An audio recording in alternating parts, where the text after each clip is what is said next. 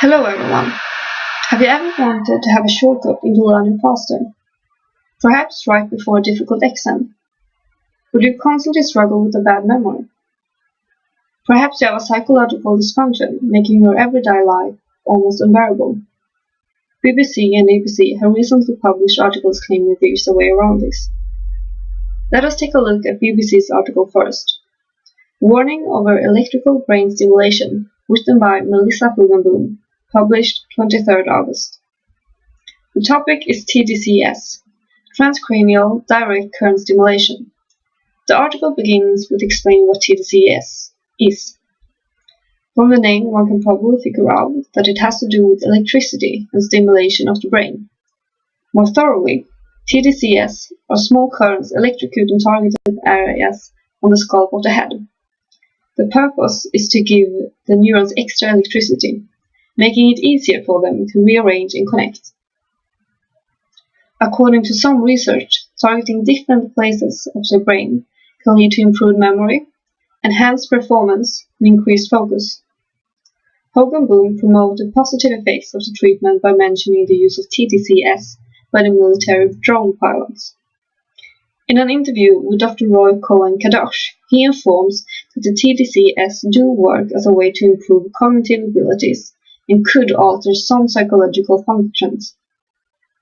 According to Hugenboom, it is because of research like his, commercial companies have started to use this to franchise their products. For example, there are one company advertising one of their gaming headsets with TDCS as "Overclock Your Brain." Hugenboom explains that these products are quite easy to overcome, but there are not sufficient information about the use of TDCS. With this in mind, Hugenboom continues by explaining the danger of using TDCS without proper regulation. Even though a lot of good can come from TDCS, there can be severe consequences if one do not use it correctly. If not used in the exact right amount of time, position, and intensity, the brain can be seriously injured, creating disorders instead of preventing them. There are more devices as the gamer headsets sold commercially, easy to use even outside a controlled environment. Even though the technique can be used in a medical purpose, treatment purpose, since it isn't advertised as a treatment, it does not follow under any regulation.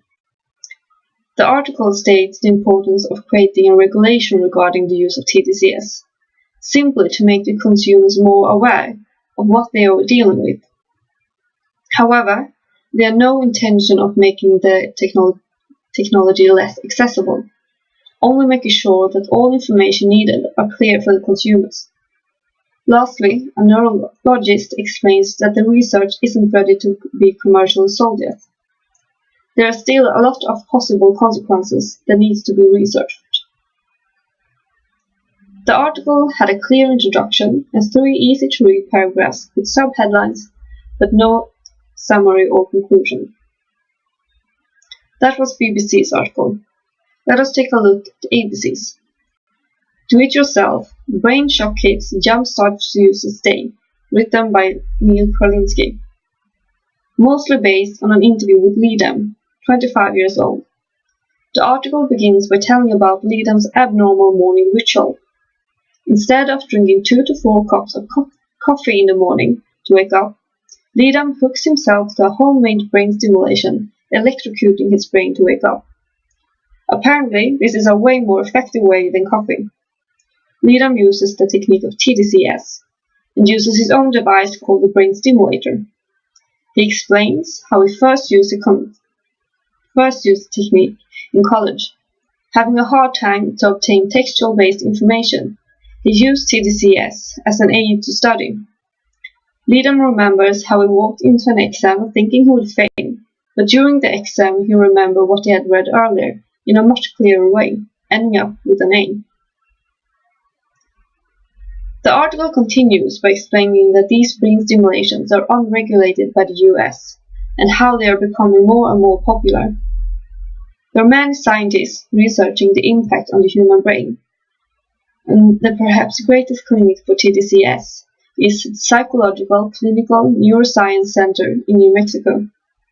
In a quote, Center Director Vincent Clark explains a number of replicated experiments have resulted in at least double learning rate, and that TDCS can be used to enhance performance. Karlinski continues by writing about 40-year-old Amy Campbell. Campbell has been schizophrenic for 19 years, taking a lot of pills to control her voices. For a month, she has now received TDCS doses 5 times a week and experienced that the voice is now quiet. MRI scans of Campbell's brain also show a positive effect after the TDCS. Vincent Clark states his hopes that the same benefits Campbell experienced can work with other people as well.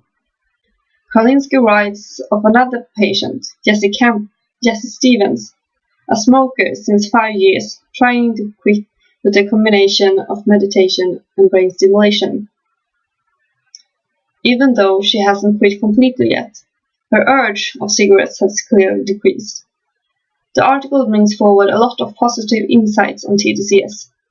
It ends, however, by a warning from Clark, explaining the dangers with using this technology without doing the proper research first.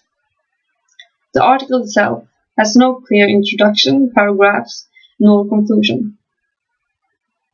The greatest similarity of these two articles is that both speak of regulating the public, not clinically controlled use of brain stimulation. This is the main idea for both the articles, even though ABC's article speaks of it a little less. Neither of the articles wish to limit access of the technology, and they both speak of it with a rather positive view. BBC's article uses more of a reference technique and assembles facts when it presents the standpoints and information. ABC uses more direct quotes from interviews and brings therefore more subjective standpoints into the light. Even though both of the articles are written in an objective way, BBC's article is more of a short scientific essay, using a controlled language and easy to follow arguments and standpoints. To the contrary, ABC's article presents the story from a number of people's perspectives, including quotes from interviews, and lacks the same flow of coherent standpoints as in BBC's article. On the other hand, ABC contains more different standpoints than BBC. Using mostly interviews and allowing the context to not follow a strict line, ABC managed to present the news from different angles. This makes the article more of a short summary of all the standpoints of the topic. BBC instead presents the story mostly from one side of view. Why it should be regulated, making the article more of a research. Both the articles have high credibility and approach the topic in a professional way. To summarize, ABC's article includes more different opinions and can therefore present the topic through different views, while BBC's article investigates their single question more thoroughly. Thank you.